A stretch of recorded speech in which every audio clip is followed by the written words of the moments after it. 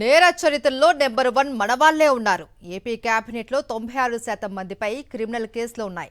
అందుకు సంబంధించిన లెక్కలు కూడా association for democratic reform release చేసింది. అంతేకాదు దేశంలోని అత్యంత సంపన్నులైన ప్రజా ప్రతినిధులు కూడా మనవాళ్లేనట.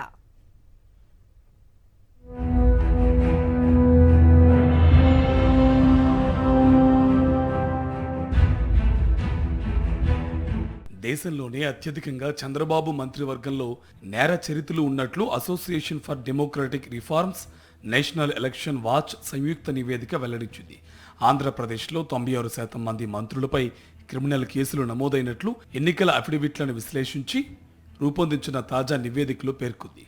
కేంద్ర ప్రభుత్వంతో పాటు 27 రాష్ట్రాలు, 3 కేంద్రపాలిత ప్రాంతాల్లో మంత్రులకు సంబంధించిన వివరాలు ఇందులో పొందుపరిచారు. ముఖ్యమంత్రి నారా చంద్రబాబు నాయుడుపై 19 క్రిమినల్ కేసులు ఉండగా మంత్రి నారా లోకేష్పై 17 క్రిమినల్ కేసులు నమోదైనట్లు తెలిపింది.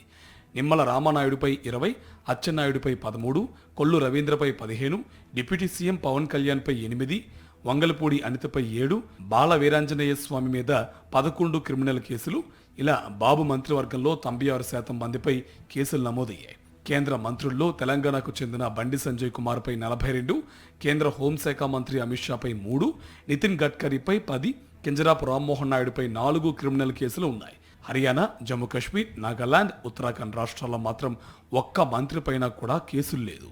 దేశంలో అత్యధిక ఆస్తులు కలిగిన టాప్ 10 అధికార పార్టీల ప్రజా ప్రతినిధుల వివరాలు కూడా ఏడీఆర్ న్యూ వెల్లడించింది. అందులో టీడీపీకి చెందిన కేంద్ర మంత్రి పెమ్మసాని చంద్రశేఖర్ 5,705 కోట్లతో మొదటి స్థానంలో నిలవగా 931 కోట్ల సంపత్తో ముఖ్యమంత్రి నారా చంద్రబాబు నాయుడు 3వ స్థానంలో ఉన్నారు.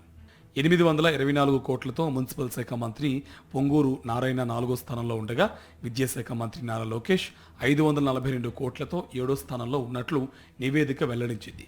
అతి తక్కువ ఆస్తులు కలిగిన వారిలో పశ్చిమ బెంగాల్ ముఖ్యమంత్రి మమతా బెనర్జీ 15.38 లక్షలతో 8వ స్థానంలో ఉన్నారని పేర్కొంది.